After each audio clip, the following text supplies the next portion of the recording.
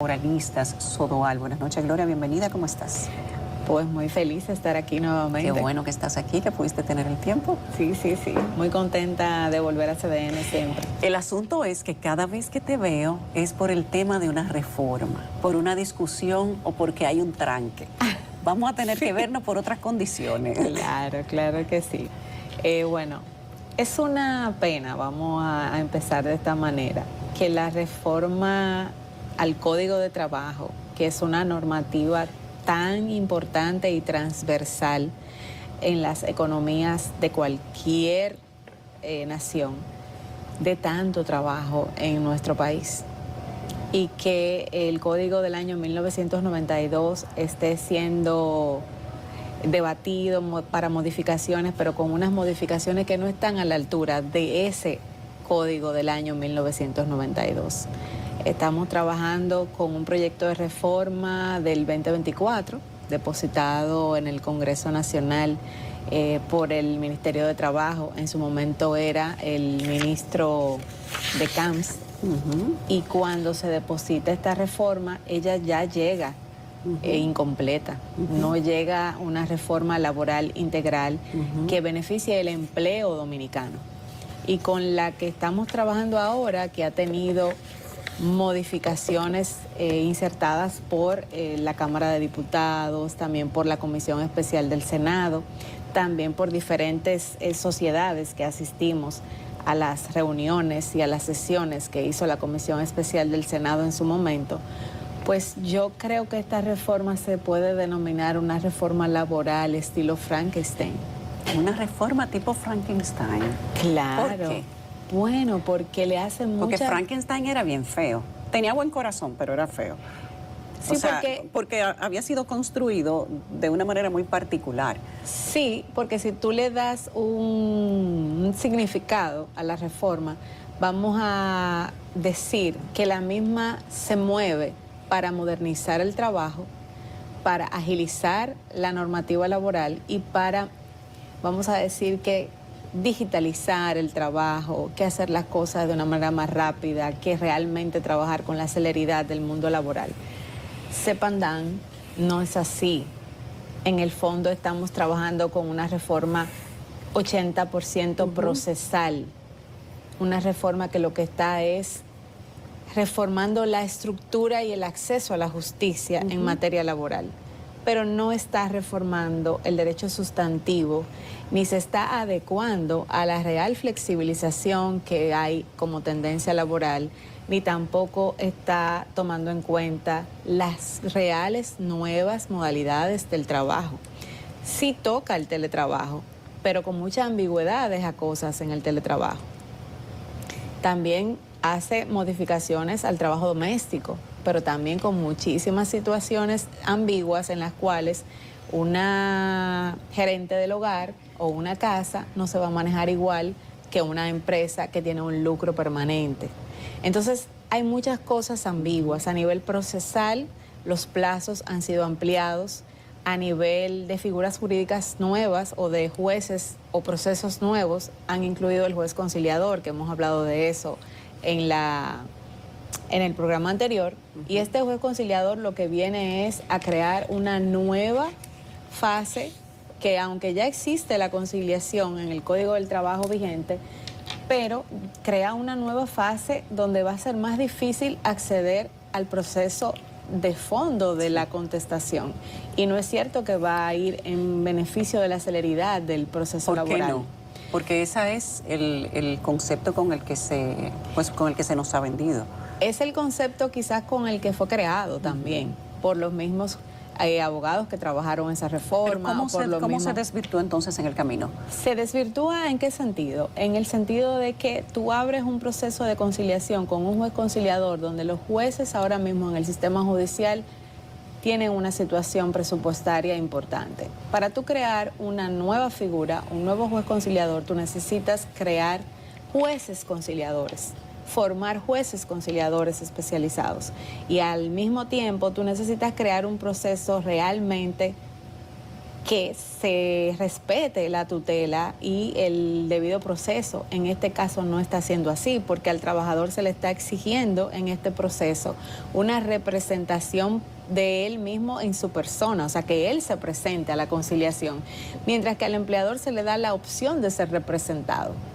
Entonces, ante posibles situaciones que se den en la conciliación, van a tener acceso a varios procesos y el juez conciliador a determinar situaciones que son parte del juez de fondo. Pero el empleado no lo representa generalmente el Ministerio de Trabajo. No, lo puede representar el Ministerio de Trabajo porque el Ministerio de Trabajo es el órgano arbitral, es el órgano que va a mediar. No hay empleado que antes de irse de una empresa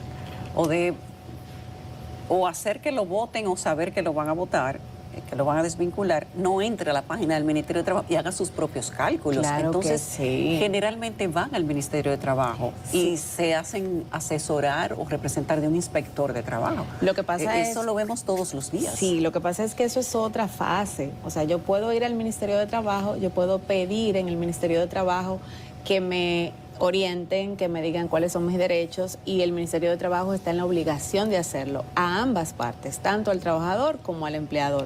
Pero cuando estamos hablando de un juez conciliador, estamos hablando del proceso judicial de la reclamación. Entonces, la reforma laboral está enfocada en la reforma del proceso judicial. Del fondo. Exactamente, de una conciliación que ya existe, obviamente, el preliminar de conciliación en el Código vigente, pero se pretende complicar la conciliación en la reforma. ¿Por qué sería una complicación? La complicación sería primero por una figura jurídica que no tenemos ahora mismo el acceso a formar estos jueces. Estamos hace una semana con una huelga de jueces por una serie de situaciones. Pero eso es coyuntural, ¿no? Que es coyuntural por el sistema, pero aparte no hay jueces disponibles en la jurisdicción laboral. El Código del 92 fue el código que creó las jurisdicciones especiales en el mundo del trabajo.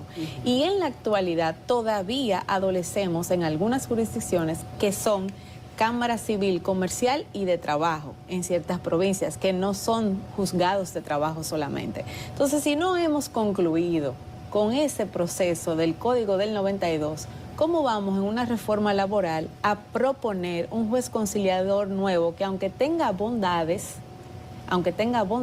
para poder lograr un acercamiento antes que la judicialización del proceso de fondo, tiene una serie de situaciones que obstaculizan y ponen en peligro los derechos tutelados de los trabajadores? Porque estamos hablando de una normativa que no es una normativa cualquiera, es una normativa tutelada porque siempre hay un poder por encima del trabajador en la relación real. Gloria. El empleador tiene una figura de poder frente al trabajador. Y en la normativa, lo que hace la normativa... Pero los derechos protegen generalmente al trabajador, no al empleador. En este caso, según lo que he podido atender de la discusión de este diálogo, es que el empleador lleva generalmente las de perder en el proceso laboral. Y los abogados laboralistas extienden y extienden el proceso en perjuicio del contratante.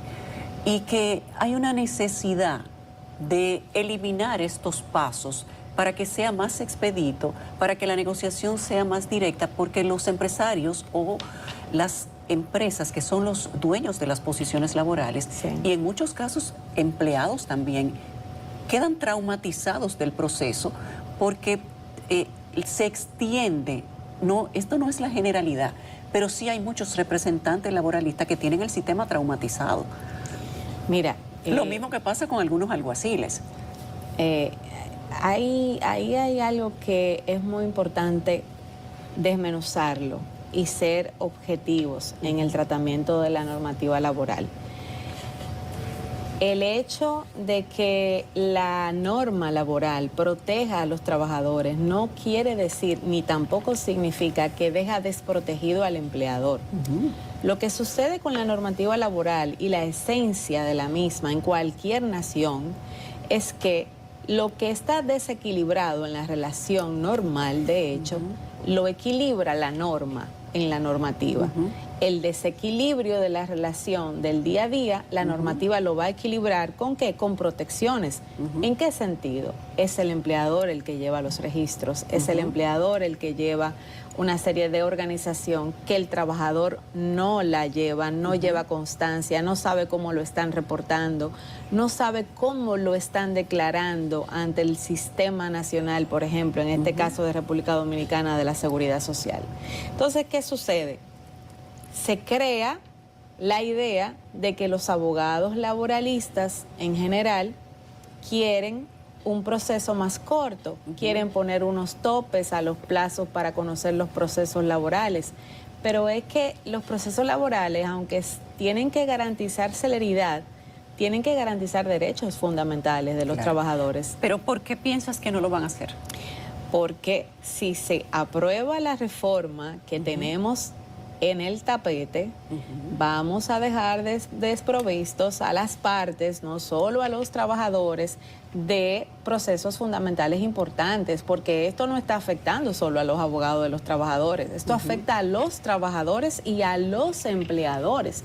Un empleador que necesite hacer una demostración de situaciones en un proceso, por ejemplo, la reforma en la Cámara de Diputados le han puesto un tope, que el proceso solamente debe durar 24 meses, porque se tiene que garantizar la celeridad del derecho del trabajo. Sin embargo, en un primer grado, en un segundo grado y en la Suprema Corte de Justicia, donde tenemos accesos, tenemos plazos ya establecidos, no podemos violentar esas disposiciones que ya tenemos para medir el proceso en 24 meses. Porque ¿qué es lo que se puede interpretar con querer llevar el proceso a 24 meses?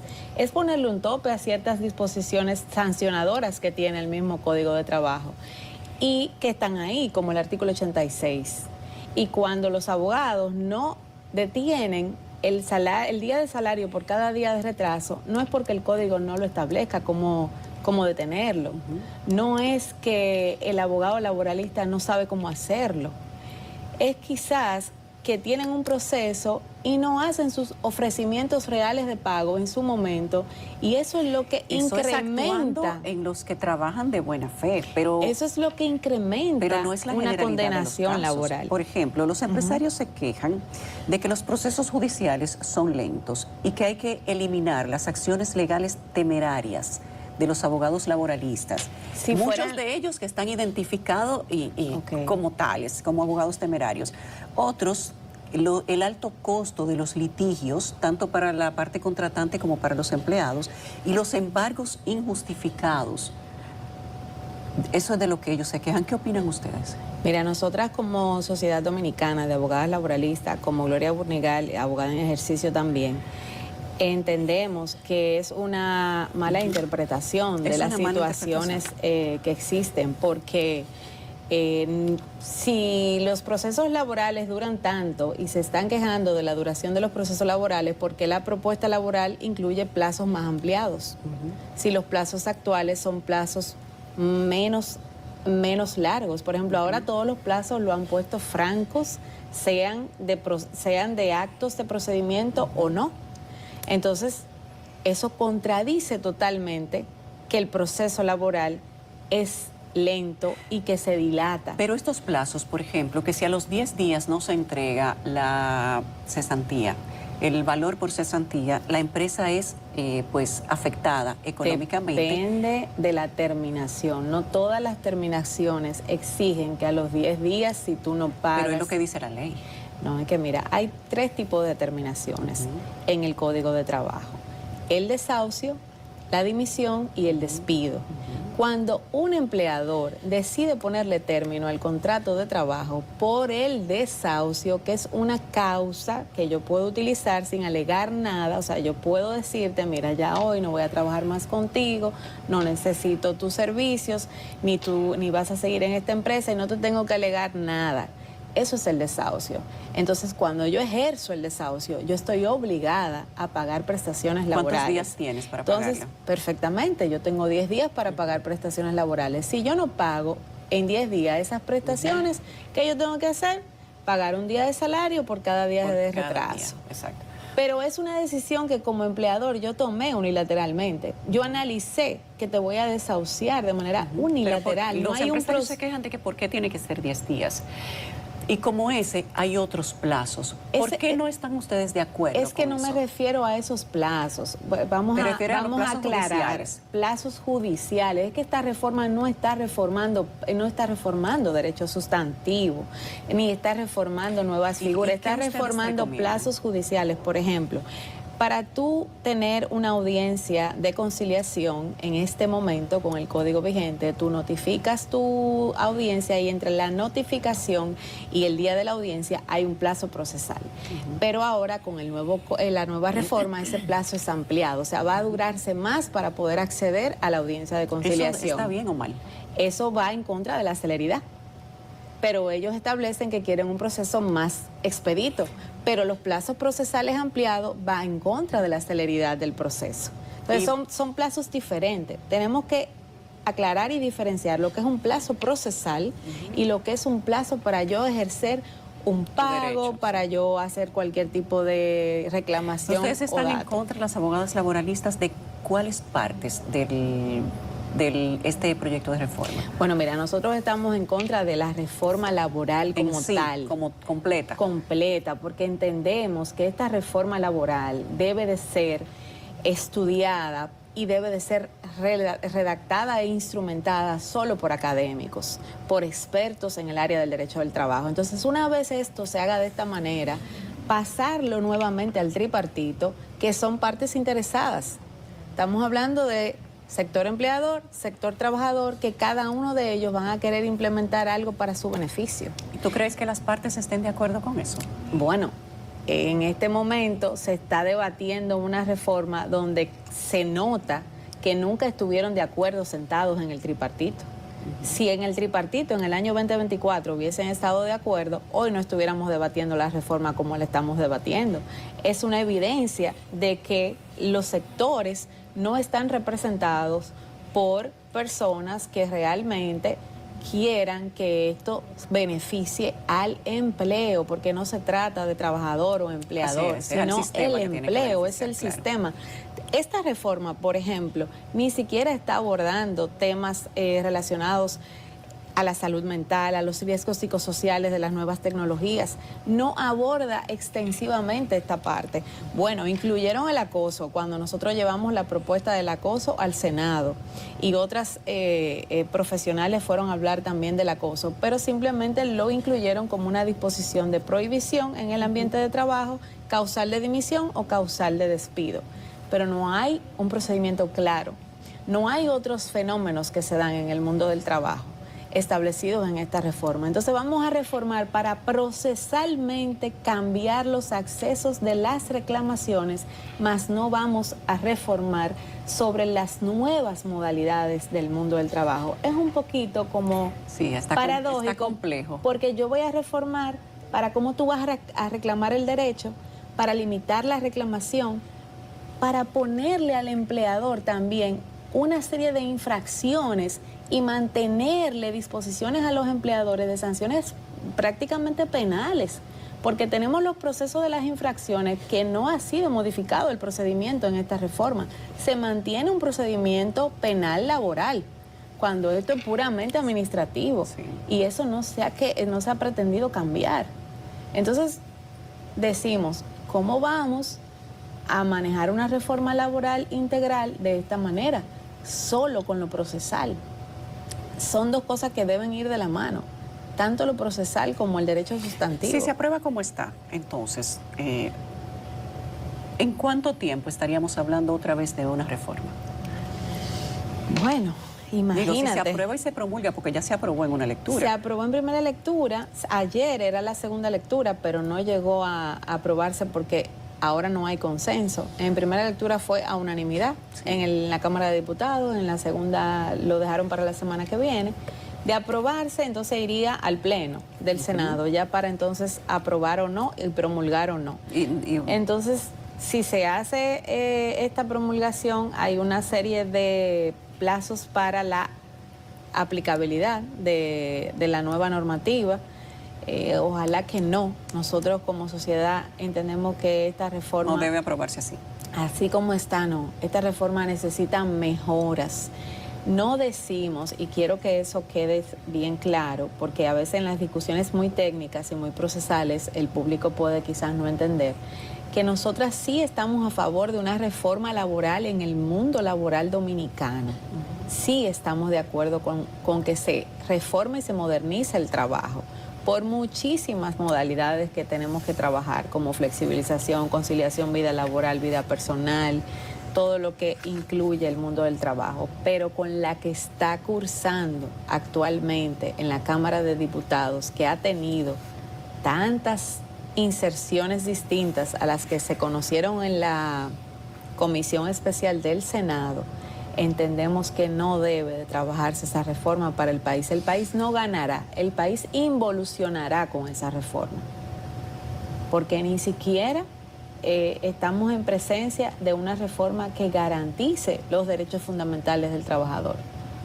Entonces Ojalá eso es muy preocupante. Ojalá que los pues que los senadores y los diputados escuchen y que se dé la discusión que tenga que darse, porque los empleados, la parte patronal dice que hay que aprobarla de esa manera, los empleadores dicen que no se ha respetado el acuerdo al que se llegó en la mesa, que le pasaron por encima y que cambiaron cosas sin llegar a una discusión. Y ahora, escuchándote a ti, pues parece que hay más cosas que se necesitan discutir en eso. Ojalá y que se haga la discusión. Y que sea una buena ley, porque hay que legislar para el Estado, no legislar para el momento, ni para una coyuntura, ni para unas elecciones. Hay que legislar para la ciudadanía. La parte técnica del derecho del trabajo es muy importante en la reforma. Sí. Y se está dejando de lado.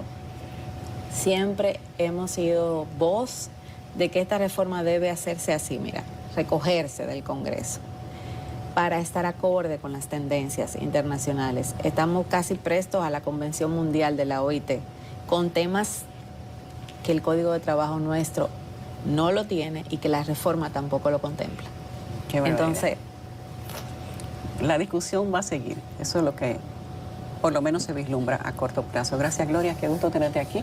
Gracias a ti por la Ojalá y que invitación. tus palabras caigan en tierra fértil, como dice la Biblia. Bueno, amén. Porque hay que legislar para construir un Estado, no para destruir. Y para el porvenir y a largo plazo, como dijimos antes. Así es. Gracias. Gracias, Gloria. Nos vamos gracias a Gloria, que es la presidenta de la Sociedad Dominicana de Abogadas Laboralistas. Tenemos que irnos a una pausa, pero antes vamos a recibir a Emerson Díaz